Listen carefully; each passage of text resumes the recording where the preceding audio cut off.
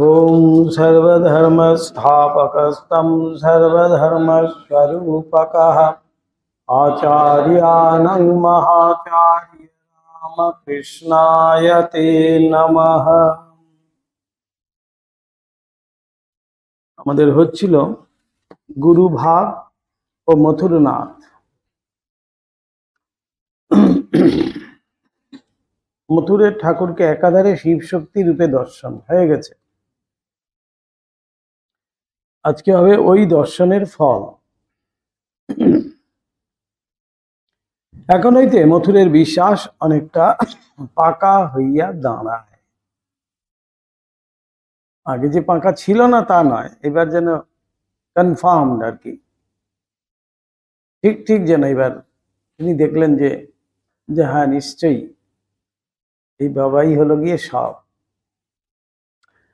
কারণ ইহাই তাহার প্রথম আভাস পাওয়া যায় যে প্রথম দর্শনেই যাহার প্রতি তিনি আকৃষ্ট হইয়াছিলেন, অপরে না বুঝিয়া নিন্দা করিলেও যাহার মনোভাব ও আচরণ তিনি অনেক সময় ধরিতে ও বুঝিতে পারিয়াছেন, সে ঠাকুর বাস্তবিকই সামান্য নহেন। প্রথম দর্শনেই মথুর কিন্তু তার প্রতি আকৃষ্ট হয়েছিলেন, ঠাকুরের প্রতি। তাই একটু হলেও যেন সন্দেহ ছিল, এইবার এই দর্শনের পরে তার মনে যেন সেটি পুরা পাকা হয়ে গেল। জগদম্বা তাহারই প্রতি কৃপা করিয়া ঠাকুরের শরীরের ভিতরে সাক্ষাৎ বর্তমান রহিয়া আছেন।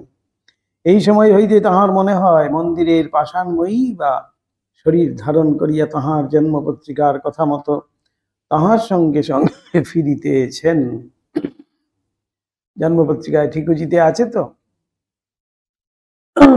তার ইষ্টদেবী বা ইষ্ট দেবতা তার সাথে সাথে ফিরবেন। এইবার তিনি যেন এটাই বুঝতে পারলেন, এই মন্দিরের পাষাণময়ী এই ঠাকুরকে অবলম্বন করে এই শরীরেই তার সাথে সাথে এখন ফিরছেন। এখন হইতে ঠাকুরের সহিত মথুরবাবুর ঘনিষ্ঠতা বিশেষ রূপে বৃদ্ধি পাইল। আরো বেশি যখনই এই বিশ্বাস সম্পূর্ণ হলো, পোক্ত হলো, তখনই যেন আরো বেশি বৃদ্ধি পেয়ে গেল তার সেই শ্রদ্ধা ভক্তি বাবার প্রতি। মথুরের মহাভাগ্য সম্বন্ধে শাস্ত্র প্রমাণ। শাস্ত্র কি বলছেন? মথুরের বাস্তবিকই মহাভাগ্যোদয় হইয়াছিল। শাস্ত্র বলেন, যতদিন শরীর থাকিবে ততদিন ভালো মন্দ দুই প্রকার কর্ম মানুষকে করিতে হইবেই। দুই প্রকার। আমি যদি মনে করি শুধুমাত্র ভালো কাজই করব, হবে না, সাথে সাথে কিন্তু কিছু খারাপ কাজও আসবে। বলাই হয় আহারা দিয়ে আমরা করছি, সেখানেও কিন্তু অপরাধ করছি। অনেকেই মনে করেন মাছ মাংস না খালেই বোধহয় বিশাল করে সে সাত্বিক আহার করছে। মাছ মাংস খাওয়া কেন বারণ? প্রাণী হত্যা বারণ। প্রাণী হত্যা বারণ কেন? প্রাণীটাকে আমি একবারে চোখের সামনে দেখছি, নড়ছে, চড়ছে, হাঁটছে, চলছে, কিন্তু একটা গাছকে আমি কিন্তু তার যে প্রাণ আছে সেটা কিন্তু দেখতে পাচ্ছি না। দেখতে পাচ্ছি না সেই অর্থে সে তো চলতেও পারছে না, ডাকতেও পারছে না। একটা প্রাণীকে আমি ধরতে গেলেও সে কিন্তু তার ক্ষমতা অনুযায়ী সে কিন্তু বিরোধিতা করবে, কিন্তু একটা গাছকে কেটে ফেললেও কিন্তু সে কোনোদিন আমার সাথে কোনো বিরোধিতা করে না। সেই অর্থে আমরা গাছটাকে জড় হিসেবে ভাবছি, কিন্তু সেই গাছের থেকে প্রাপ্ত যা কিছু আছে সবই কিন্তু গাছের থেকে উদ্ভূত। সে গাছ এগুলো কেন উৎপন্ন করছে? তার বংশবৃদ্ধির জন্য।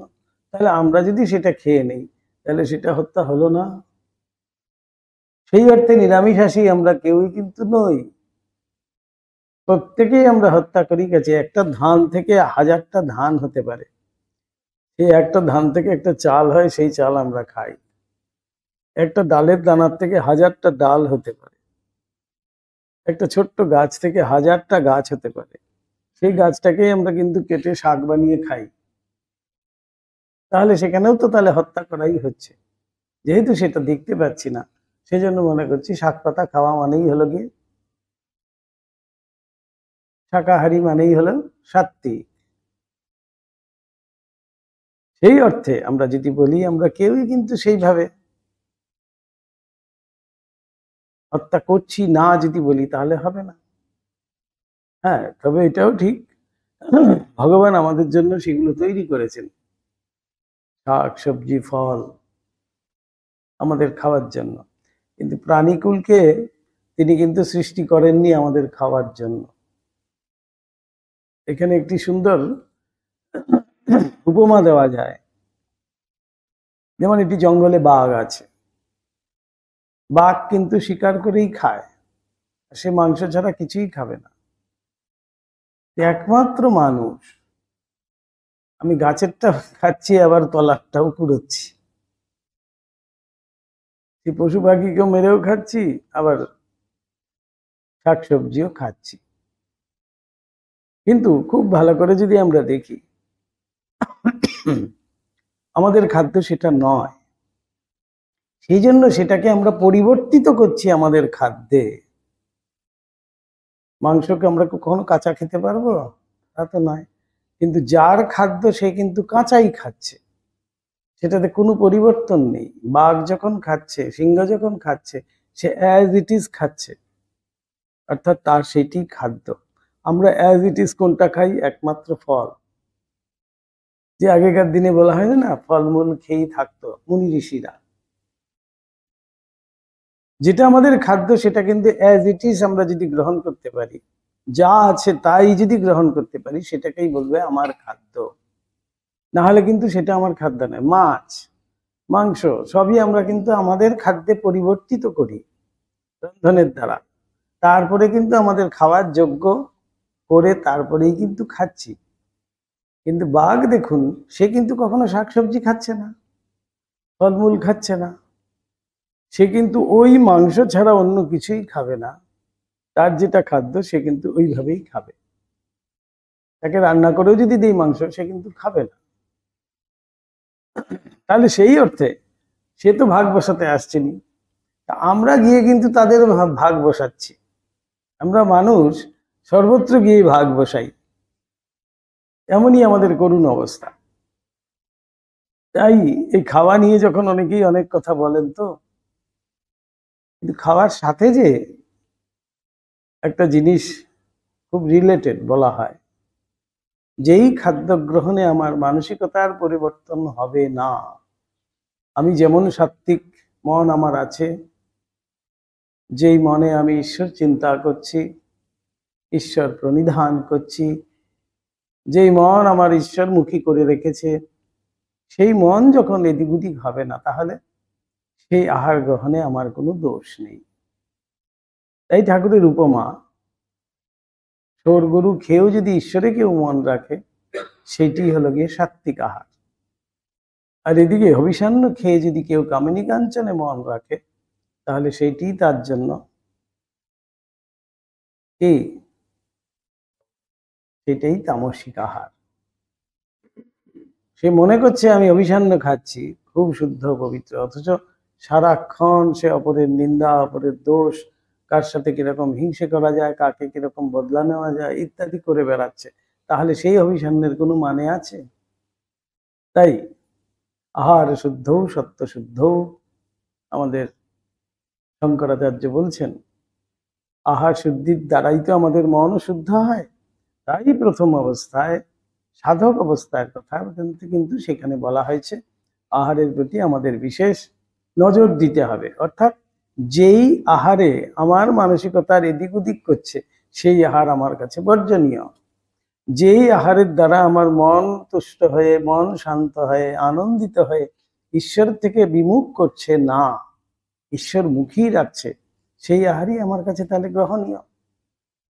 তাই স্বামীজি বলছেন যে শুধুমাত্র আহারের দিকে মন দিলে হবে না, এই জিভের আহার, আমরা আমাদের ইন্দ্রিয়ের দ্বারা যা গ্রহণ করি সেইটিই কিন্তু আহার।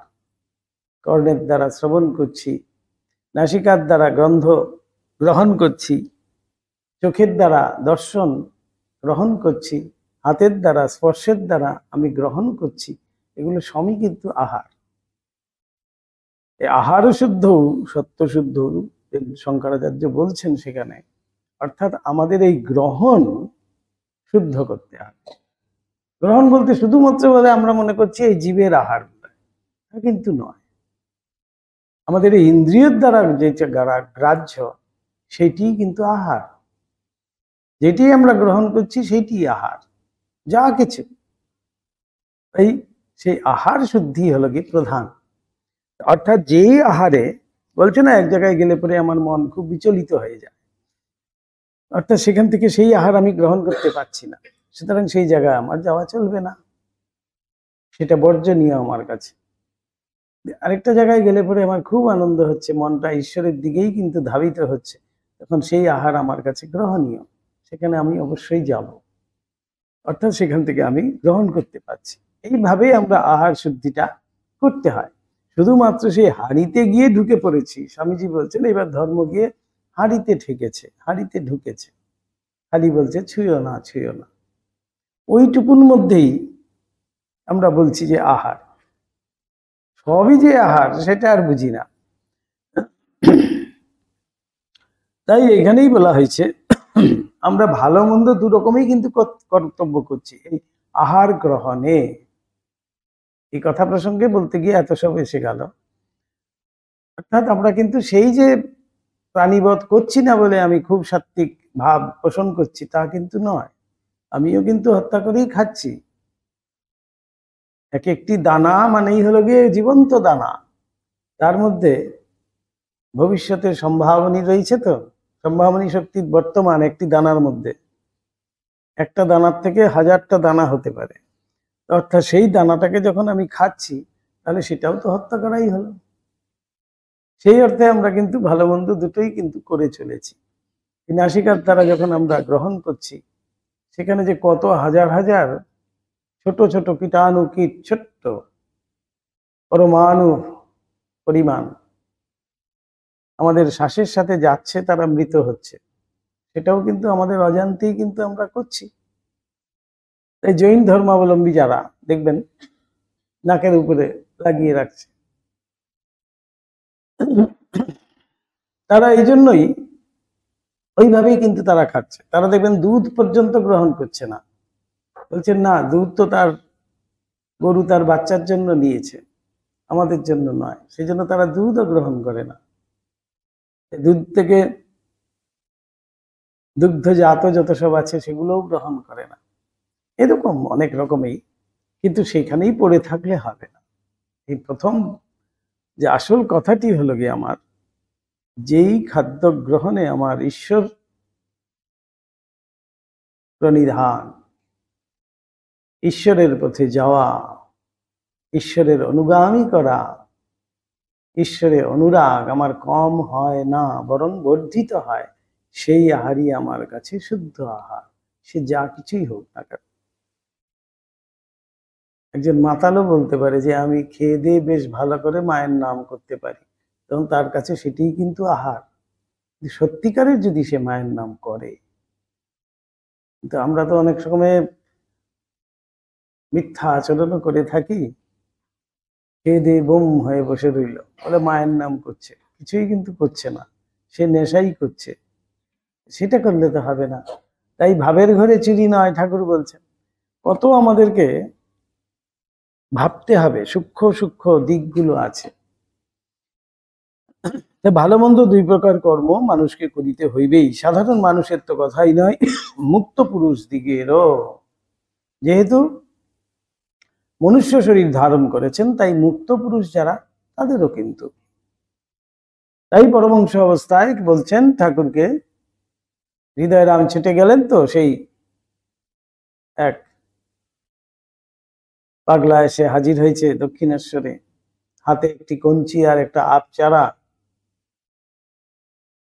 সে কুকুররা যেখানে খাচ্ছে সেখানেই কুকুরের কান ধরে সরিয়ে তারপরে খাচ্ছে। ঠাকুর কিন্তু দেখেই চিনে গেছেন এ সামান্য ব্যক্তি নন, এও এক পরমহংস। এক পরমহংসই আরেক পরমহংসকে চিনতে পারে। ঠাকুর হৃদয়রামকে পাঠালেন,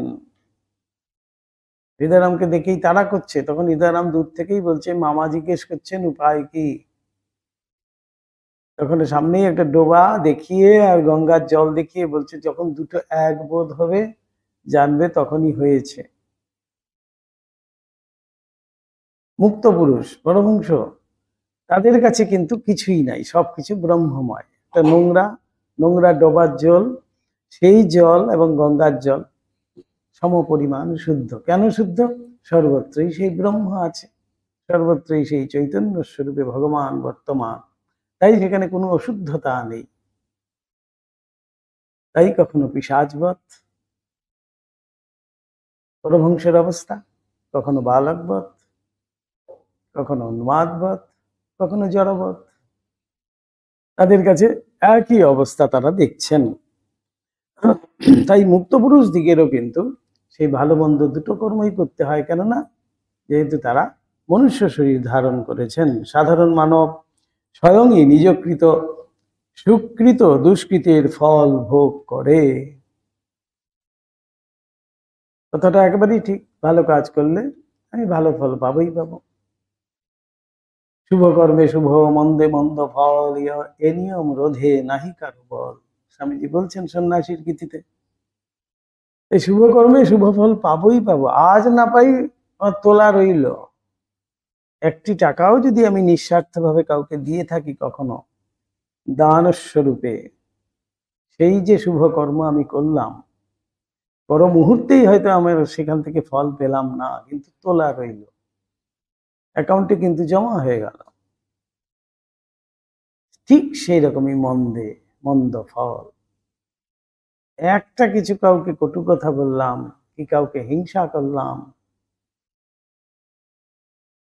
সেই অর্থে আমার কিন্তু কারোর অনিষ্ট চিন্তা করলাম, অনিষ্ট করলাম, কায়িক বাচিক মানসিক দু রকমের হয়তো। খালি হাতে কিছু বললাম না, মুখে বললাম বা আপনার মতো লোক হয় না, পিছনে গিয়ে ভাবছি তাকে কিভাবে মারা যায়, তাহলে কিন্তু সেটা অনিষ্ট চিন্তার সমানই হলো। কায়িক বাচিক মানসিক তিন রকমের। সেখানেই বলা হচ্ছে যে দুটোরই কিন্তু ফল রয়েছে। লঙ্কা খাবো আর যদি বলে ঝাল লাগবো না, তাহলে তো হবে না, ঝাল লাগবেই। যেমন কর্ম করেছি তেমন ফল আসবেই আসবে। তাই সমস্ত কিন্তু তোলা থাকে। আমরা মনে করছি একটি ছোট্ট কাজ এদিক ওদিক থেকে এদিকে হবে না, একটা এক পয়সার অ্যাকাউন্ট এদিক ওদিক হবে না। এত সুন্দর অ্যাকাউন্ট মেনটেন করা হয়, সাথে সাথে সেটি ক্রেডিট হয়ে যাবে। যেই ভালো কাজ করছি, যেই মন্দ কাজ করছি, আবার সাথে সাথে ডেবিট হয়ে যাবে। সারাক্ষণ সেই ব্যালেন্স শিট যেন মেনটেন করছে কেউ। এখন মুক্ত পুরুষ দিকে শরীরকৃত পাপ ও পুণ্যের ফল ভোগ করে কে? যারা মুক্ত পুরুষ,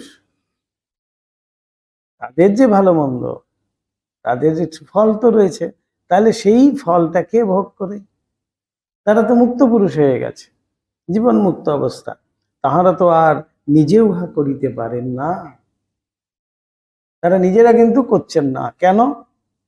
তিনি যে মুক্ত হয়ে গেছেন, তিনি নিজেকে জানেন আমি আর শরীর নই, মন নই, আমি হলাম সেই আত্মা। তখন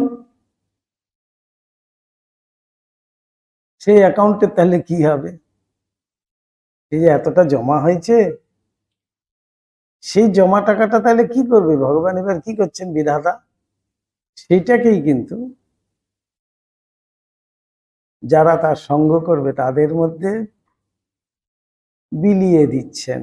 বলছেন তোমরা এত সম্ভব সেবা করেছো, নিয়ে যাও, এখান থেকে অল্প কিছু নিয়ে যাও। তুমি এতটা করেছো, আচ্ছা ঠিক আছে, তুমি এতটা নিয়ে যাও। আবার তুমি কিছুটা করেছো, তুমি এতটা নিয়ে যাও। সেই ফলভোগ কিন্তু তারা করতে হবে যারা তার সঙ্গ করবেন। কারণ সুখ দুঃখাদি ভোগ করিবে যে অভিমান অহংকার, তারা তাহা তো চিরকালের মতো তাহাদের ভিতর হইতে উড়িয়া পুড়িয়া গিয়াছে, তবে উহা করে কে? অর্থাৎ তাদের মধ্যে সেই শরীর বোধটাই তো চলে গেছে। আমি অমুক, আমি এই দেহ, সেই অহংকারই চলে গেছে, সেই অস্তিত্ব বোধটাই তার নেই। তিনি জানেন আমি সেই শুদ্ধ বুদ্ধ মুক্ত আত্মা। তাহলে কে করে? আবার কর্মফল তো অবশ্যম্ভাবী এবং মুক্ত পুরুষ দিকে শরীরটা যতদিন জীর্ণপত্রের মতো পড়িয়া না যায় ততদিন তো উহার দ্বারা ভালো মন্দ কতগুলি কাজ হইবেই হইবে। শরীর ধারণ যতদিন করে আছেন তার দ্বারা কিন্তু কিছু না কিছু কাজ হবেই। খাওয়া দাওয়া, কারোর সাথে কথা বলা, এই করা সেই করা, সমস্ত কিছুতে আহার বিহারের মধ্যে দিয়েই তার মধ্যেও কিন্তু এই দুটো ফলই তাহলে আসছে, ভালো মন্দ, যতদিন শরীর আছে। শাস্ত্র এখানে বলেন যে সকল বদ্ধ পুরুষেরা তাহাদের সেবা করে ভালোবাসে তাহারাই মুক্তাত্মাদিগের কৃত শুভ কর্মের এবং যাহারা তাহাদের দেশ করেন তাহারাই তাদের শরীরকৃত অশুভ কর্মের ফল ভোগ করিয়া থাকে। তাই এমন যারা মহাপুরুষ তাদের কখনো দেশ করতে নেই, তাদের সেই অশুভ কর্মের যত কিছু করে রেখেছে সব কিন্তু এখানে আসবে। এই যে সাধু ভান্ডারা বলা হয়, সাধু ভান্ডারাতে কেন একটু হলেও প্রসাদ নিতে হয়? কেন? সেই শুভ কর্মের ফল পাবে বলে, আর কিন্তু কিছু নয়। সেই যে সাধুর শুভ কর্ম, তার তো শুভই বেশি, ছোট্টখাট্ট একটু হয়তো মন্দ কর্ম আছে। তাই এই ভান্ডারাতে দেখবেন ছুটে ছুটে মানুষ যায়, একটু হলেও চেয়ে হলেও সেই প্রসাদ গ্রহণ করে। কেন? মুক্ত পুরুষ সেখানে ভান্ডারা হচ্ছে, তার নামে তার শরীর গত হয়েছে, সেই জীর্ণপত্রের মতো শরীর যখন ত্যাগ হয়ে গেছে তখন সেই তাঁরই স্মরণে ভান্ডারা, পুজো, বিশেষ পুজো ইত্যাদির আয়োজন করা হয়। তখনই সেটি গ্রহণ করলে একটু হলেও তার যে শুভকর্ম আছে, তার যে তপস্যাকৃত যে শুভ কর্ম, সেই শুভ কর্মের একটু একটু ফল সবাই পাবে। সেইভাবেই অ্যাকাউন্ট মেনটেন করছে। দেখুন, সম্পত্তি বিধাতা কিন্তু রেখে দিচ্ছেন না যে না ও চলে গেছে, মুক্ত পুরুষ হয়ে গেছে, তারটা আমাদের অ্যাকাউন্টে জমা হয়ে যায়, গভর্নমেন্টের অ্যাকাউন্টে। তা কিন্তু করছেন না, তিনি সব বেটে দিচ্ছেন, অ্যাকাউন্ট পরিষ্কার রাখছেন। তার যারা সেবা করবে তাদের কাছে কিছু কিছু হলেও যাবে, কিন্তু তাকে যারা দেশ করবে, যারা তার বিরোধিতা করবে, যারা তার নিন্দা করবে, সেখান থেকে অশুভ কর্মের যে ফল সেটা তাদের কাছে যাবে। তাই স্বামীজি হয়তো সন্ন্যাসীর গীতিতে বলছেন, শুভ কর্মে শুভ, মন্দে মন্দ ফল। একটু হলেও, এক গ্লাস জলও যদি তাকে কোনোদিন খাইয়ে থাকি সেটাও কিন্তু সেবা করা হলো। একটা চকলেটও যদি তাকে কোনোদিন দিয়ে থাকি সেটাও কিন্তু সেবা করা হলো। সেই সেবার যে একটা কর্মরূপ কর্ম করা হলো, সেটা শুভ কর্ম হিসাবে তার কিন্তু ওইখান থেকে আসবে একটু হলে। সাধারণ মুক্ত পুরুষ দিকে সেবার দ্বারাই যদি ওইরূপ ফললাভ হয়, সাধারণ মুক্ত পুরুষ যারা, তাদের থেকেই যদি এরকম ফললাভ হয়, যদি ঈশ্বরাবতার হন তাহলে তার ফল তো আরো বেশি। শুভ ছাড়া অশুভ কিছুই নেই, তাদের শরীর ধারণই সর্বকল্যাণ সাধনের জন্য, জীব কল্যাণ সাধনের জন্যই তারা শরীর পরিগ্রহ করছেন। সুতরাং তার দ্বারা কোনো অশুভ কাজই হয় না। তার যারা সেবা করছে তারা কত কিছু তাহলে পাবে, সেবার যে কতদূর ফল তাহা কে বলিতে পারে। তাই মথুরানাথ কোনো তপস্যাই করতে হলো না, স্বয়ং মা শিব, মহাদেব এবং শিব মা কালীকে তিনি এই চক্ষে, চর্মচক্ষে দেখতে পেলেন। ঠাকুর বলছেন এ যুগে চর্মচক্ষে তাকে দর্শন করা যায় না, কিন্তু এমনই ফললাভ মথুরের ক্ষেত্রে দেখা গেছে। এই চর্মচক্ষেই তিনি একদিকে দেখছেন মা কালী আর একদিকে দেখছেন মহাদেব। কিভাবে তাহলে দেখছেন? কিন্তু ঠাকুর বলছেন এই যুগে চর্মচক্ষে, আমাদের এই চোখ দিয়ে কিন্তু ঈশ্বর দর্শন হবে না। অন্তর্চক্ষু দিয়েই তাকে দর্শন করা যাবে। তাহলে মথুরানাথ এই যুগের তিনি কিভাবে দেখলেন? এই সেবার ফল। এমন সেবা করেছেন ঠাকুরকে, এমন শ্রদ্ধা করেছেন, এমন ভালোবাসা দিয়েছেন যে তার শুভকর্মের ফল ওইখানে চলে গেছে। শাস্ত্র অনুযায়ী একেবারে লীলা প্রসঙ্গকার এখানে শাস্ত্রোক্তি দিয়ে বুঝিয়ে দিলেন। দিনের পর দিন যতই চলিয়া যাইতে লাগিল, মথুরবাবুও ততই ঠাকুরের গুরুভাবের পরিচয় স্পষ্টতর পাইতে থাকিয়া ঠাকুরের প্রতি অবিচলা ভক্তি করিতে লাগিলেন। স্পষ্ট থেকে স্পষ্টতর হতে লাগলো যে ইনি একদিন জগৎগুরুর পদে বরণ করবেন সবাই। ইতিমধ্যে অনেক ঘটনা হইয়া গেল, যথা ভগবত বিরহে ঠাকুরের বিষম গাত্রদাহ ও তাহার চিকিৎসা, ব্রাহ্মণী ভৈরবী দক্ষিণেশ্বরে শুভাগমন ও বৈষ্ণব গ্রন্থ হইতে প্রমাণ উদ্ধৃত করিয়া মথুরবাবুর দ্বারা আহুত পণ্ডিত মণ্ডলীর সম্মুখে ঠাকুরের অবতারত্ব প্রতিপাদন, মহাবৈদান্তিক জ্ঞানী তোতাপুরীর আগমন ও ঠাকুরের সন্ন্যাস গ্রহণ, ঠাকুরের বৃদ্ধা জননী দক্ষিণেশ্বরে আগমন ও বাস ইত্যাদি ইত্যাদি। এত সব ঘটনা সেই সময় থেকে কিন্তু চলছে। কিন্তু পূর্বোক্ত অদ্ভুত দর্শনের দিন হইতে মথুরানাথ ঠাকুরের জীবনের প্রায় সকল দৈনন্দিন ঘটনাবলীর সহিত বিশেষভাবে সম্বন্ধ।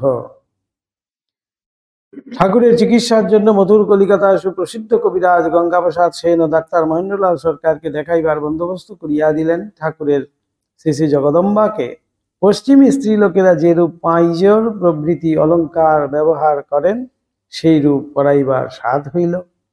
মথুর তৎক্ষণাৎ বাবার ইচ্ছা হয়েছে মাত্রই কিন্তু তিনি ব্যবস্থা করলেন। একটি বার বললেন না যে এত পয়সা দিয়ে এখন আবার এত খরচা করে, যেমন যেমন ইচ্ছা হয়েছে তেমন তেমনই কিন্তু মথুরানাথ করিয়ে গেছেন। বাবার ইচ্ছা পূরণের জন্যই যেন তিনি আছেন, এমনটি ভাব, এমন সেবা ভাব আর কি। তৎক্ষণাৎ তাহা গড়াইয়া দিলেন। ঠাকুর বৈষ্ণব তন্ত্রোক্ত সখী ভাব সাধনকালে স্ত্রীলোক দিকের ন্যায় বেশভূষা করিবেন ইচ্ছা হইল। মথুরানাথ তৎক্ষণাৎ এক স্যুট, ডায়মন্ড কাটা অলঙ্কার, বেনারসি শাড়ি, ওড়না প্রভৃতি আনাইয়া দিলেন।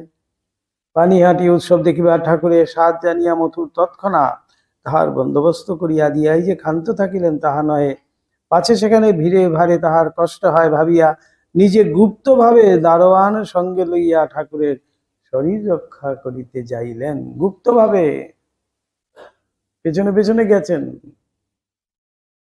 এখন যেমন কোনো ভিআইপিরা গেলে পরে সিভিল ড্রেসে কিছু সিকিউরিটিরা থাকে আশেপাশে, বোঝাই যাবে না সাধারণ মানুষের মতো, তারা কিন্তু ভিতরে ঢুকে আছে, কিন্তু সিভিল ড্রেসে আছে, সেই সিকিউরিটির লোক।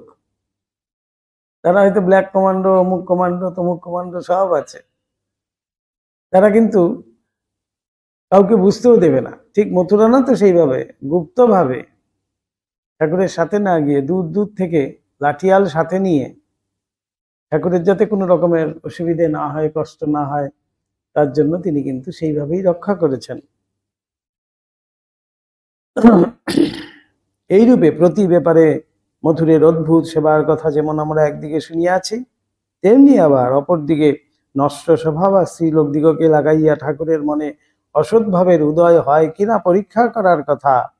ঠাকুর বাড়ির দেবত্বের সম্পত্তি ঠাকুরের নামে সমস্ত লিখিয়া পড়িয়া দিবার প্রস্তাবে ঠাকুর ভাবাবস্থায় কি আমাকে বিষয়ী করতে চাস বলিয়া মথুরের উপর ভীষণ ক্রুদ্ধ হইয়া প্রহার করিতে যাইবার কথা।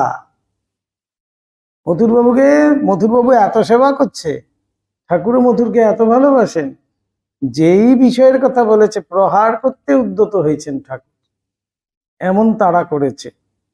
বলে কি আমাকে বিষয়ী করতে চাস বলিয়া মথুরের উপর ভীষণ ক্রুদ্ধ হইয়া প্রহার করিতে যাইবার কথা।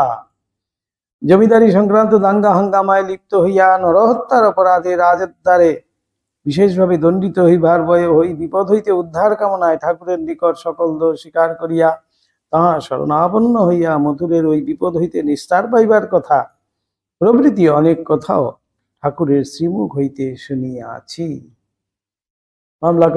মামলায় সেদিন ডেট দিয়েছে। ঠাকুরকে গিয়ে বললেন, বাবা এই অর্ঘ্যটা মায়ের পায়ে দাও তো। ঠাকুর বলছেন, আমিও সরল মনে গিয়ে মায়ের পায়ে দিলাম, কিন্তু ঠাকুর বলছেন এমন বিশ্বাস আমি অর্ঘ্য দিলেই সে জিতবে।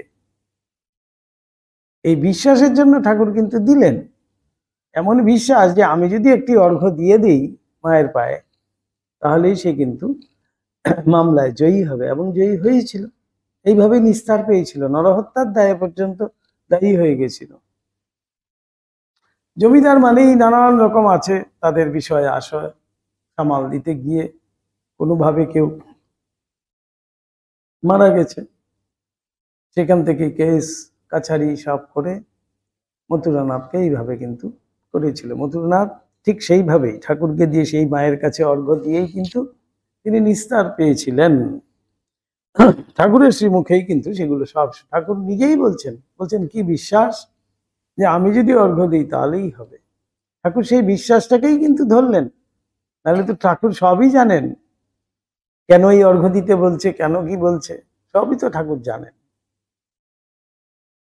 ওই সকল ঘটনাবলী হইতেই আমরা মথুরবাবুর মনে যে ঠাকুরের প্রতি ক্রমে ক্রমে ভক্তি ধীরা অচলা হইয়া আসিতেছিল ইহার পরিচয় পাইয়া থাকি।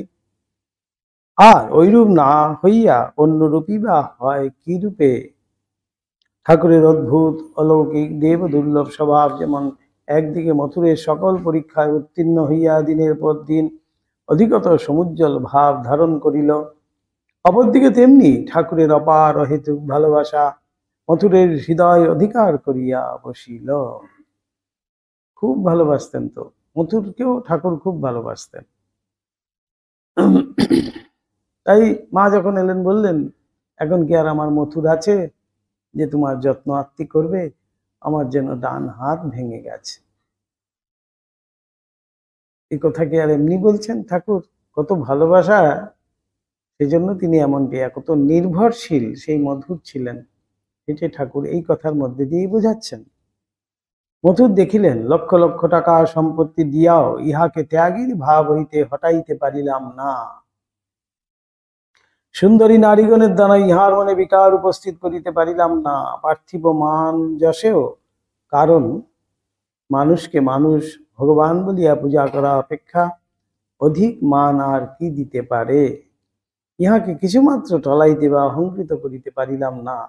পার্থিব কোনো বিষয়ই ইনি প্রার্থী নন, অথচ তাহার চরিত্রের সমস্ত দুর্বলতার কথা জানিয়াও তাহাকে ঘৃণা করিতেছেন না। মথুরানাথের যত দুর্বলতা ছিল ঠাকুর তো সব জানেন, জেনেও কিন্তু ঠাকুর কখনো মথুরকে ঘৃণা করছেন না। আপনার হইতেও আপনার করিয়া ভালোবাসিতেছেন, বিপদ হইতে বারবার উদ্ধার করিতেছেন, আর কিসে তার সর্বাঙ্গীন কল্যাণ হয় তাহাই চিন্তা করিতেছেন। এই হলো গিয়ে ভগবান। আমরা কি করছি সেটা কিন্তু তিনি দেখছেন না। সত্যিকারের যদি আমরা তাঁকে ধরতে পারি, তার প্রতি সেই বিশ্বাস রাখতে পারি, তিনি কিন্তু সর্বতভাবে আমার মঙ্গল করবেনই করবেন। তিনি কখনো অমঙ্গল কিছু করতেই পারেন না, ভগবানের স্বভাবই নয় সেটা, তাই তাকে বলা হচ্ছে ভগবান। তিনি সব সময় আমার সর্বাঙ্গীন মঙ্গল চিন্তক যদি কেউ হয় একমাত্র ভগবান। এই পৃথিবীতে এই জগতে আর কিন্তু কেউ নেই সেরকম সর্বাঙ্গীন মঙ্গল চিন্তক, একমাত্র হলেন ভগবান। তিনি আমার কিসে মঙ্গল হবেন সেটাই করবেন। আমাকে হয়তো একটা মেরে দিলেও হলে আমার মঙ্গল, তো মারবেন। আমার একটা ঠ্যাং ভেঙে দিয়ে ঘরে বসিয়ে রাখছেন, সেটাই আমার মঙ্গল, তিনি জানেন, তাই করেছেন। ভগবান যা করেন সব মঙ্গলের জন্য। এই কথাটি আমরা হয়তো মানতে পারছি না। কারোর ছেলেগত হয়ে গেছে, কারোর স্বামীগত হয়ে গেছে, কারোর বাবাগত হয়ে গেছে, কার মাগত হয়ে গেছে, তাকে যদি গিয়ে বলি ভগবান যা করেন মঙ্গলের জন্য, সে কি মানতে পারে? আমাদের কাছে মানাটা কিন্তু সোজা নয়। যে তার কাছে তিনি জানেন ওইটাতেই তার মঙ্গল, সেই জন্যই তার এই করছেন। সর্বতভাবে তিনি কিন্তু সেই মঙ্গল করেই চলেছেন আমাদের। ইহার কারণ কি বুঝিলেন? ইনি মনুষ্য শরীরধারী হইলেও যে দেশে রজনী নাই সে রাজ্যের লোক। যে দেশে রজনী নাই, রাত্রি হয় না, আলোই আলো শুধুমাত্র, সেখানে নিরানন্দ নেই, শুধু আনন্দই আনন্দ, তাই তিনি সচ্চিদানন্দ স্বরূপ।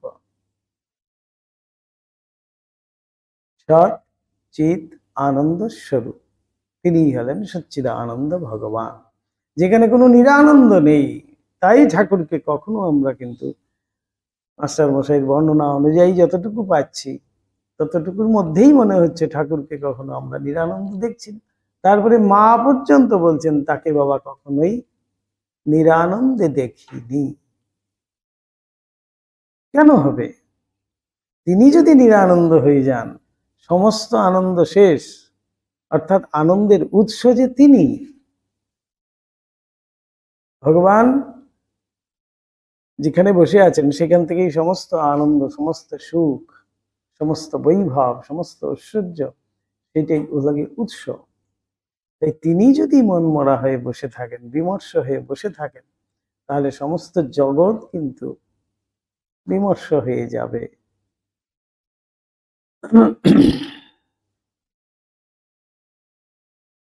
এই যে আমরা বিষ্ণুর যে রায় পাই আর কি, শান্তাকারম ভুজগশয়নম পদ্মনাভম সুরেশম বিশ্বাধারম গগন সদৃশম মেঘবর্ণম শুভাঙ্গম লক্ষ্মীকান্তম কমলনয়নম যোগীর্বিধ্যানগম্যম বন্দে বিষ্ণুম ভবভয়হরণম সর্বলোকৈকনাথম। সর্বলোকৈকনাথম, সর্বলোকে তিনি নাথ, হে ঈশ্বর, জগদীশ্বর। তিনি সেই অনন্ত শয্যায় সর্পের উপর শায়িত অবস্থায় শুয়ে আছেন। পদ্মনাভ তিনি শুয়ে শুয়ে কি করছেন? আমরা হয়তো দেখছি তিনি খুব বিশ্রাম করছেন, কি সুন্দর অনন্ত শয্যায়, সেই অনন্ত সাগরে তিনি সেই সর্পের উপর শুয়ে আছেন, খুব সুন্দর। সেখানে লক্ষ্মী দেবী তার পদসভায় নিরতা, আর তিনি শুয়ে আছেন অর্ধ নিমিলিত চক্ষু, চক্ষু বন্ধ করছেন না। প্রত্যেকটা তার যে রূপের বর্ণনা করা হচ্ছে সেখানে প্রত্যেকটা জায়গায় কিন্তু মানে রয়েছে। তিনি অর্ধ শায়িত অবস্থায় শুয়ে আছেন, শুয়ে অর্ধ নিমিলিত তার চোখ, চোখ কিন্তু পুরো বন্ধ করছেন না। শিবের নেত্র দেখবেন অর্ধ নিমিলিত, শিবের চোখও কিন্তু সম্পূর্ণ বন্ধ না। ঈশ্বরের চোখ কখনো সম্পূর্ণ বন্ধ হতে পারে না। ঠাকুর সমাধিস্থ অবস্থায় আছেন, ঠাকুরের চোখ দেখবেন অর্ধ নিমিলিত, বিস্ফারিত নয়ন নয়, অর্ধ নিমিলিত, অর্থাৎ সম্পূর্ণ তিনি বন্ধ করতে পারেন না। চোখ যখনই বন্ধ করে দেবেন ঈশ্বর, সমস্ত জগৎ অন্ধকার হয়ে যাবে। তাই তিনি হলেন সেই রাজ্যের লোক যে দেশে রজনী নাই, যেখানে অন্ধকার নেই। চোখ বন্ধ করলেই তো অন্ধকার, তিনি তাই চোখই বন্ধ করছেন না। অর্থাৎ তার এই যে দৃষ্টি, এই দৃষ্টির মধ্যে দিয়ে সমস্ত জগৎ যেন উদ্ভাসিত হয়ে আছেন।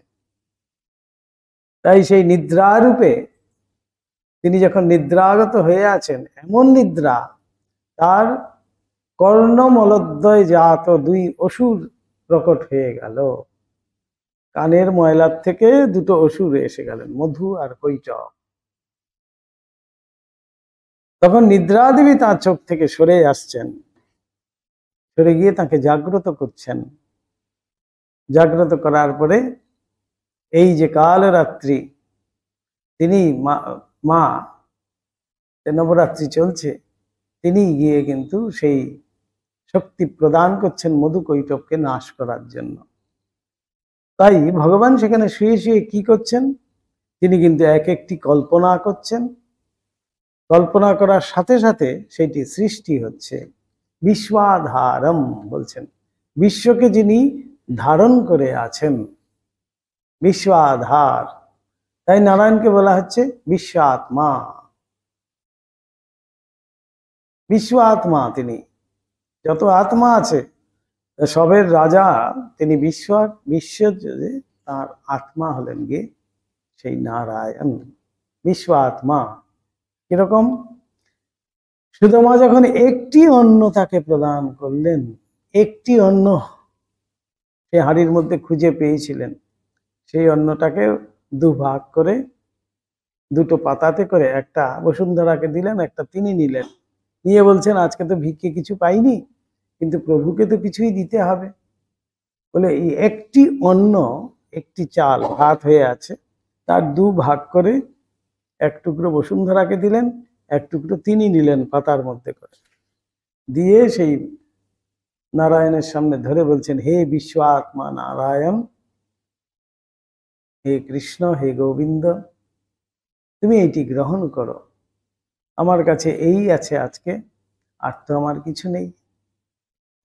দেখা গেল ওই এক টুকরো চাল দু টুকরো করে, এক টুকরো কিন্তু তিনি নিজে খেলেন, আর এক টুকরো রুক্মিণী দেবী, লক্ষ্মী রূপী রুক্মিণী দেবী, তিনি তারকায় বসে বসে এইসব দেখছেন। যেই মাত্র পাতায় দিয়েছেন, সেই পাতা গিয়ে পৌঁছে গেছে শ্রীকৃষ্ণের হাতে। তিনি নিয়ে বলছেন যে দেখো, আমার পরম ভক্ত, পরম বান্ধব আজকে আমার এই জন্য বিশেষ এটি নিবেদন করেছে। লক্ষ্মী দেবী দেখে ভাবছেন যে এ আবার কি নিবেদন, বলছে খেয়েই দেখো না। একটি দানা লক্ষ্মী দেবী খেলেন অর্ধেকটি, আর অর্ধেকটি স্বয়ং কৃষ্ণ গ্রহণ করলেন। খেয়ে দিয়ে যেই জল খেয়েছেন, যে যেখানে ছিল সবার ক্ষুধা নিবৃত্তি হয়ে গেল। যত আত্মা ছিল, যে যেখানে আছে বসে বিশ্বের, সবার মধ্যে দেখা গেল যে আরে কি হলো, খুব খেয়েছি যেন, কি তৃপ্তি, পুরো পেটটা ভরে গেছে। পশু পাখি মানুষ জন সাধু সন্ন্যাসী সবাই যে যেখানে ছিল, ইভেন বলা হচ্ছে দেবতারা পর্যন্ত, তারা পর্যন্ত আইঢাই করছে যে কি হলো, যে ভক্তের দেওয়া সেই এক টুকরো অন্ন তিনি যে গ্রহণ করেছেন। এতই ভক্ত প্রিয় ভগবান, ভক্তের দেওয়া সেই শ্রদ্ধার বিশ্বাসের সেই তন্ডুলের এক টুকরো তিনি সেইটি গ্রহণ করেছেন, খেয়ে তিনি তৃপ্ত হয়েছেন। তাই ভগবান স্বয়ং বলছেন, পত্রম পুষ্পম ফলম তয়ম ইয়ো মে ভক্তা প্রযচ্ছতি। ভক্তা, যো মে প্রযচ্ছতি বলেননি, কিন্তু যো মে ভক্তা প্রযচ্ছতি। ভক্তা মানেই হলো কি ভক্ত, অর্থাৎ ভক্তি যুক্ত হয়ে যে আমাকে দেবে। অস্নামি, আমি গ্রহণ করি, আমি খাই। ভগবান স্বয়ং বলছেন, তিনি অঙ্গীকারবদ্ধ যে যা দেবে ভক্তিযুক্ত হয়ে, পত্র পুষ্প ফল জল যা দেবে, আমি কিন্তু সেইটি গ্রহণ করি। তিনি রাজাধিরাজ হয়ে বসে আছেন, দ্বারকাধীশ হয়ে, সেখানে রাজ অন্ন ত্যাগ করে তিনি এই এক কণা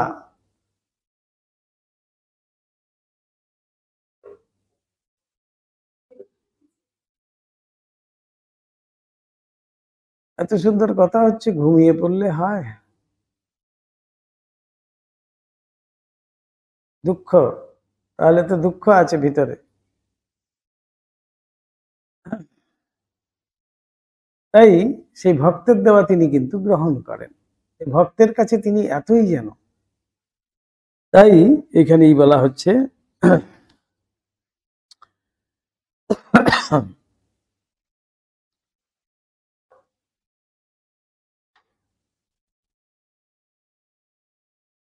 সব সময় তিনি সেই ভালোবাসায় আমাদেরকে ধরে রেখেছেন, আমাদের সব সময় মঙ্গল চিন্তা করছেন।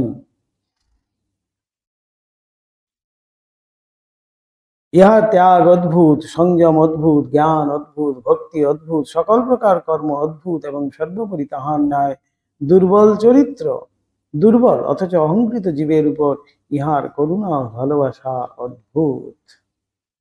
সবই অদ্ভুত তার। তার লীলাও অদ্ভুত।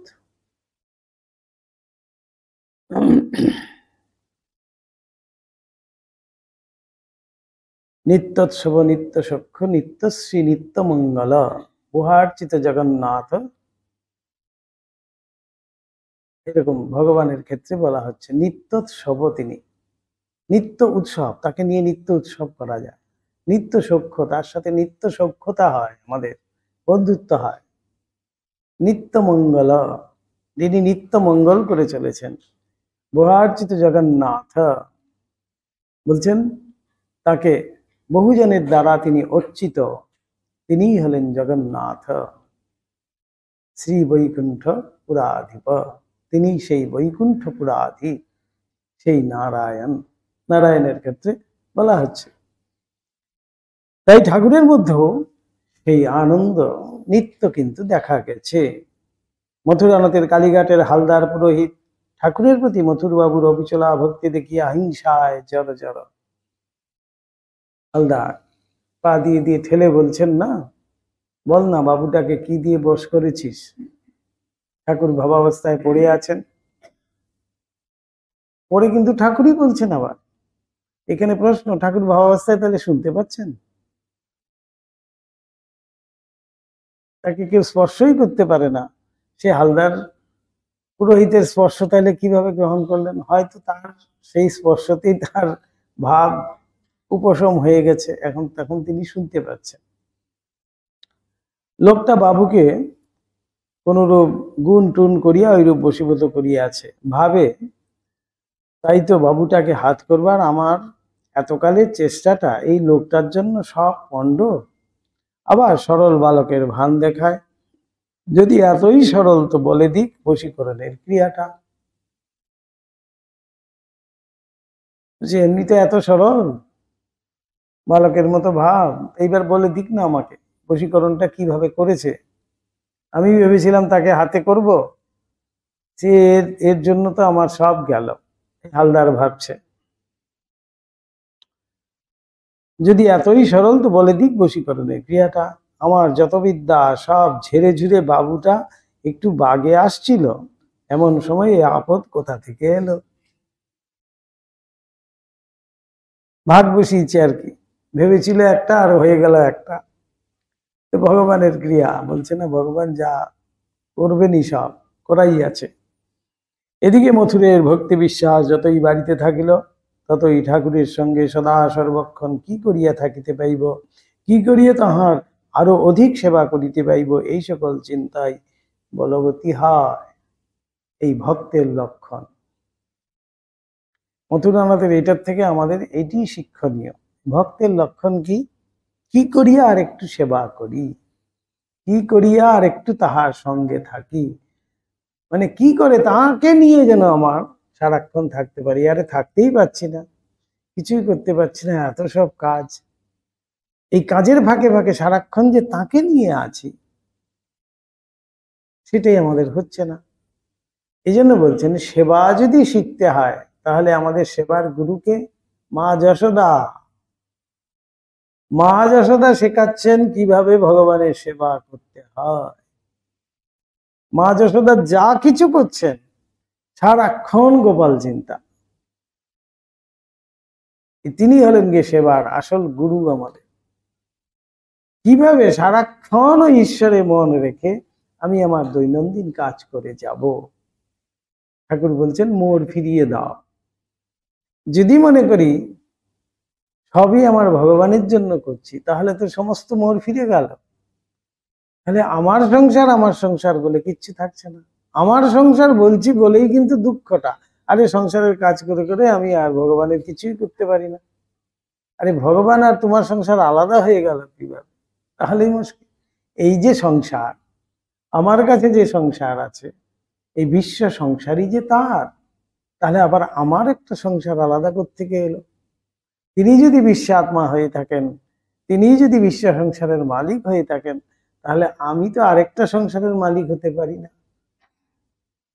তিনি যে সব, তাহলে তারই সংসারে আমি একজন কর্মচারী যদি মনে করি, তাহলে তো সারাক্ষণ সেখানেই আমার মনটা থাকবে। কিভাবে তার সাথে আরেকটু থাকা যায়, কিভাবে তাকে আরেকটু সেবা করা যায়। এই মথুরানাথের ক্ষেত্রেও তাই হলো। সর্বক্ষণ কি করিয়া থাকিতে পাইব, সারাক্ষণ তিনি কিন্তু এই ভাবছেন। ভক্তের মন কি হবে? সারাক্ষণ ঈশ্বর চিন্তায় মগ্ন থাকবে। তাই বলছেন ভক্ত যেখানে যায় ভগবান তার পিছনে পিছনে যায়।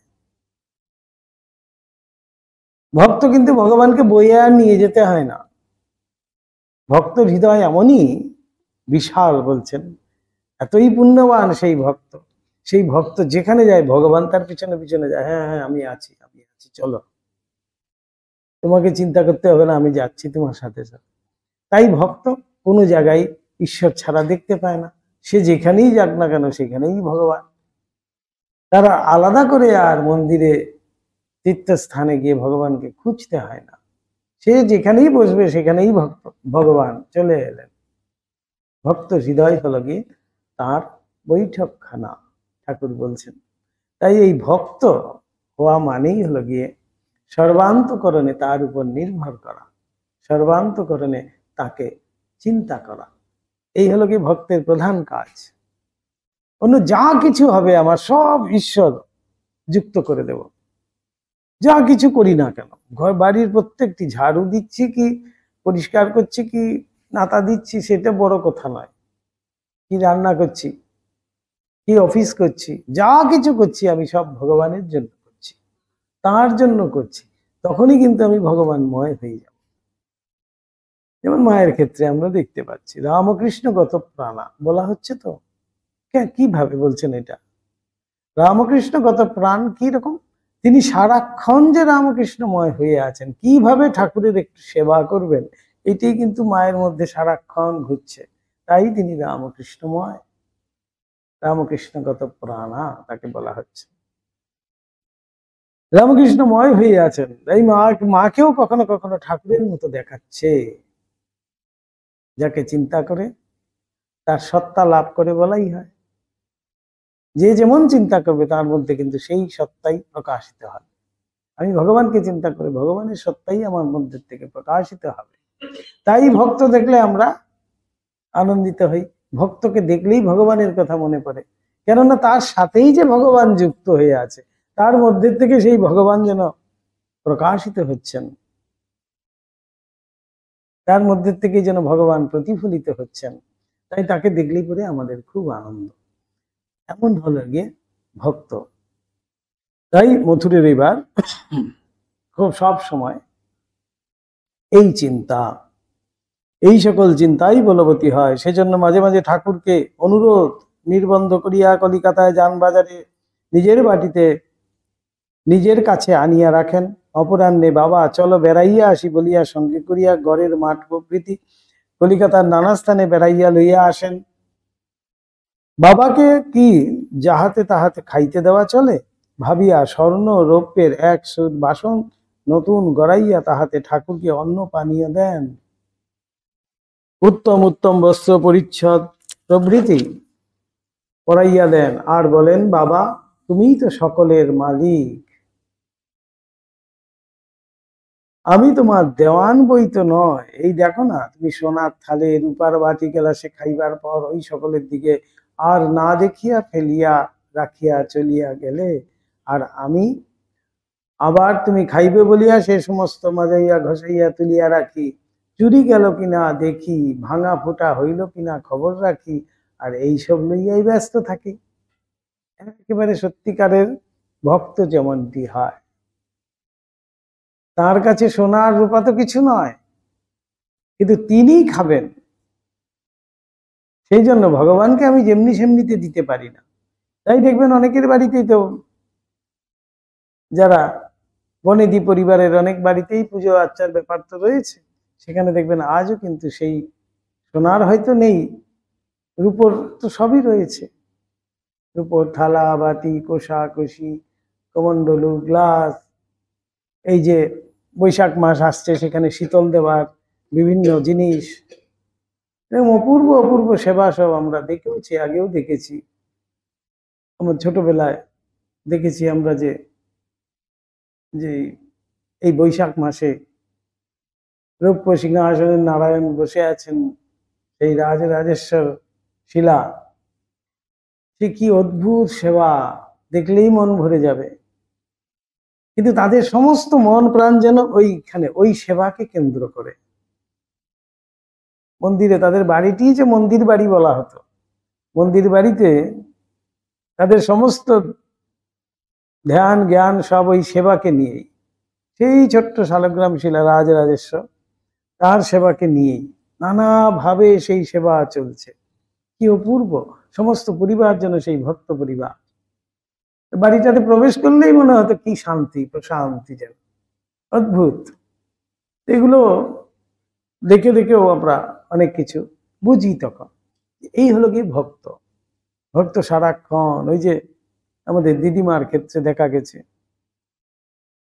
সারা বছর ধরে চাল সুন্দর করে গুছিয়ে রাখবেন সেই জগদ্ধাত্রী পূজার। সেই চালই তো বলেছিলেন না, কালির চাল কে খাবে, খেলো না বলেই তো মা স্বয়ং এসে সেই চাল নিচ্ছেন সেখান থেকে। সেই সারা বছর ধরে তিনি কিন্তু অল্প অল্প করে গুছিয়ে সুন্দর করে সব গুছিয়ে রাখছেন, অর্থাৎ সারা বছরই কিন্তু মায়ের চিন্তা করছেন। এই হলো কি ভক্ত। এই সময় একজোড়া বেনারসি শালের দুর্দশার কথা আমরা ঠাকুরের শ্রীমুখে শুনিয়াছিলাম। মথুর উহা সহস্র মুদ্রা মূল্যে ক্রয় করেন। তখনকার সময় সহস্র মুদ্রা, ভাবুন, এক একটি মুদ্রার এখন হয়তো মূল্য হবে সহস্র। এক একটি মুদ্রা, সহস্র মুদ্রা দিয়ে খুব দামি ক্রয় করেন, এবং অমন ভালো জিনিস আর কাহাকে দিব ভাবিয়া নিজের হাতে ঠাকুরের শ্রী অঙ্গে উহা জড়াইয়া দিয়া মহানন্দ লাভ করেন। শাল জোড়াটি বাস্তবিকই মূল্যবান, কারণ উহার তখনকার 50 বৎসর পূর্বের দামই যখন অত ছিল, তখন বোধহয় সে প্রকার জিনিস এখন আর দেখিতেই পাওয়া যায় না। শালকানি বইয়া ঠাকুর প্রথম বালকের মতো মহা আনন্দ করিয়া এদিক ওদিক করিয়া বেড়াইতে লাগিলেন। বারবার উহা নিজে দেখিতে লাগিলেন, অপরকে ডাকিয়া দেখাইতে ও মধুরবাবু উহা এত দরে কিনিয়া দিয়াছেন ইত্যাদি বলিতে লাগিলেন। ছোট শিশুরা বলে না, এত দাম, এরকম করে এনে দিয়েছে, দেখো দেখো দেখো কত সুন্দর বলছেন। কিন্তু পরক্ষণেই কি হলো? কিন্তু পরক্ষণে এই বালকের ন্যায় ঠাকুরের মনে অন্য ভাবের উদয় হইল। ভাবিলেন, এতে আর আছে কি, কতকগুলো ছাগলের লোম বই তো নয়। যা, কি কাণ্ড! সহস্র মূল্যের শাল, ঠাকুর বলছেন কয়েকটি ছাগলের লোম।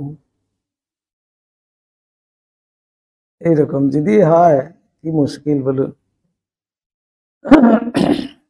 যে পঞ্চভূতের বিকারে সকল জিনিস, সেই পঞ্চভূতেই তো এটাও তৈরি হয়েছে। আর শীত নিবারণ তার লেপ কম্বলেও যেমন হয়, এতেও তেমনি। অন্য সকল জিনিসের ন্যায় এতেও সচ্চিদানন্দ লাভ হয় না, বরং গায়ে দিলে মনে হয় আমি অপর সকলের চেয়ে বড়, অভিমান বাড়ে। আগেকার দিনে ছিল না, একটা এমনি খালি ফেলে রাখতো উত্তরীয়, মহামূল্যবান। সেই দাদা ঠাকুরের একটা ভারী সুন্দর গল্প আছে।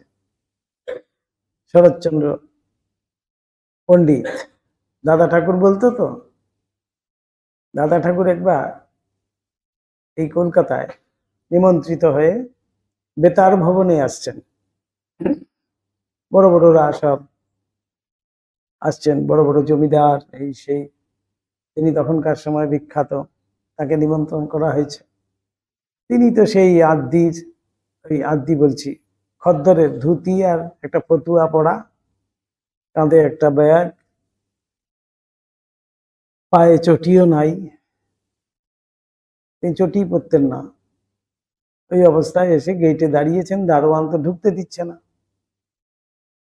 বলছে, আরে আজকে সব বড় বড়রা এখানে আসবে, আপনি এখানে কি করবেন, আপনার দরকার নেই। তাকে তো আর দারোয়ান চেনে না, ঢুকতে দিচ্ছে না। উনি বলছেন, বেশ, কি আর করা যাবে। পাশে দাঁড়িয়েছেন, এমন সময় দুইজন জমিদার খুব সেজে গুজে এরকম শাল টাল পরে আসছেন। দেখি আরে দাদা ঠাকুর আপনি এখানে দাঁড়িয়ে, এই তো দেখো না, ঢুকতেই তো দিচ্ছে না আমাকে। বলছি সে কি? সেই দারোয়ানকে খুব করে তারা ধমকি টামকি দিয়ে দাদা ঠাকুরকে নিয়ে গেছে ভিতরে। দাদা ঠাকুর যথারীতি ওনার যেরকম স্বভাব সেই অনুযায়ী খুব সাধারণ থাকতেন, সেইভাবে গিয়ে সেই মিটিং এ গিয়ে বসেছেন। ওইখানে বড় বড় সব অনেক তো আছে জমিদাররা, সবাই খুব মহামূল্যবান শাল ইত্যাদি পরে এসছে শীতের সময়, পায়ে জুতো জামা এসব সব। দাদা ঠাকুরকে একটু ভাবলো একটু যদি কিছু করা যায়, যে এমন ভাবে এসছেন, একটু কিছু আছে না বড় লোকদের একটু কিছু পিঞ্চ করা, তো কিভাবে করা যায়।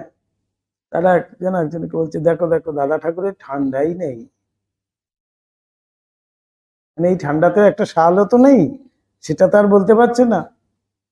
বলছেন দেখো দাদা ঠাকুরের ঠান্ডাও নেই, কিছুই নেই, কি সুন্দর ঘুরে বেড়াচ্ছেন। দাদা ঠাকুর তার সাথে সাথে বলছে আছে আছে, তারও ব্যবস্থা আছে, আমারও কি ঠান্ডা লাগে না মনে করছো, আমারও আছে। বলে টেকের থেকে একটা টাকা বের করে এনে দেখিয়েছে, বলে আজকে এইটা সবসময় টেকে রাখি, এটার একটা গরম আছে না। যারা ছিল তাদের তো টাকার গরমেই সব দেখাচ্ছিল, সবাইকে চুপ করিয়ে দিল।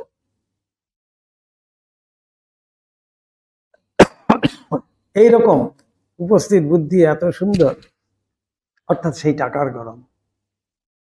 ঠাকুর ভাবলেন যে হ্যাঁ, এই এই দামি শাল কাঁধে রাখলে পরে আমার সেই টাকার গরম, সেই অভিমান চলে আসবে। করলেন কি, আমি অপরের চেয়ে বড়, আর অভিমান অহংকার বেড়ে মানুষের মন ঈশ্বর থেকে দূরে গিয়ে পড়ে। এতে এত দোষ, দোষ চিন্তা, এই যে সদসৎ বিচার করছেন, এতে এর মধ্যে এরকম দোষ রয়েছে ভাবো। এই সকল কথা ভাবিয়া শালখানি ভূমিতে ফেলিয়া, ইহাতে সচ্চিদানন্দ লাভ হয় না, থু থু বলিয়া থুতু দিতে ও ধুলিতে ঘষিতে লাগিলেন, এবং পরিশেষে অগ্নি জ্বালিয়া পুরাইবার উপক্রম করিলেন। যে দিয়েছে তাহলে তার মানসিকতা ভাবুন, তার মনের অবস্থাটা কিরকম এবার ভাবুন। এত মহামূল্যবান ঠাকুরকে দিয়েছি আমি, তিনি তার সেই উপহারকে তিনি এইভাবে ব্যবহার করছেন যদি দেখেন, তাহলে সেখানে আমাদের মতো মানুষ যদি হয় কি ভাববে। বলছে আর তাকে কোনোদিন কিছু দেব না, বাবা দরকারই নেই, সে উপহারের মানও বুঝে না, কিছুই বুঝে না, তাকে আর কিছু দেবই না। কিন্তু মথুর কি করলেন, এমন সময় কে সেখানে আসিয়া পড়িয়া উহা তাহার হস্ত হইতে উদ্ধার করে। মথুর বাবু শালখানির ঐরূপ দুর্দশা হইয়াছে জানিয়াও কিছুমাত্র দুঃখিত হন নাই। এই হলো গিয়ে সত্যিকারের ভক্ত। বলিয়াছিলেন বাবা বেশ করেছেন। এই একটা একটা করে এই যে গুরু ভাব ঠাকুরের মধ্যে, আমরা তো গুরু ভাব করছি, এই গুরু রূপে তিনি মথুরানাথকে কিভাবে ঈশ্বরগামী করছেন তার মন, এইটাই। গুরু কি হবেন, ব্রহ্মনিষ্ঠ অকামতঃ, শাস্ত্রের বাক্য যেটা আছে, ব্রহ্মে নিষ্ঠ এবং অকাম হতঃ, মানে কোনো রকমের তার মধ্যে কোনো কামনা থাকবে না, সেই হলেন গিয়ে প্রকৃষ্ট গুরু। এই যে শাস্ত্রোক্ত আমাদের এই কথা, এটি মথুরানাথ যেন দিন দিন দেখতে পাচ্ছেন, তাই তো বলতে পারছেন বাবা বেশ করেছেন। এখন আপনাদের সেই সার্টিফিকেট দেওয়া হবে, সেই জন্য ওম নিরঞ্জনম নিত্যম অনন্ত রূপম ভক্তানুকম্পাধিত বিগ্রহং বৈ ঈশাবতারং পরমেশমিদ্যম তম রামকৃষ্ণম শিরসা নমামঃ। ওম শান্তি শান্তি শান্তি। হরি ওম তৎসৎ। শ্রীরামকৃষ্ণার্পণমস্তু।